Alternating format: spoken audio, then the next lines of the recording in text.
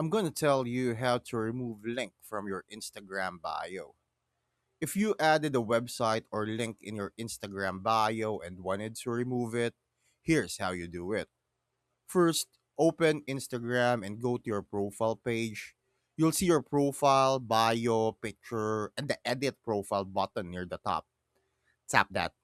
Once you're inside, look for the section called links. Instagram now separate links from your normal bio text. So if you added a clickable website, it's usually stored there.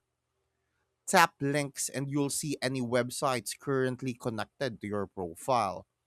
Choose the link you want to remove, then tap remove link or delete it manually, depending on your device version. After that, hit done or save your changes. Now go back to your profile and refresh it. The link should be gone instantly. If the link is still showing, close Instagram completely and then reopen the app. Because sometimes it just needs a refresh.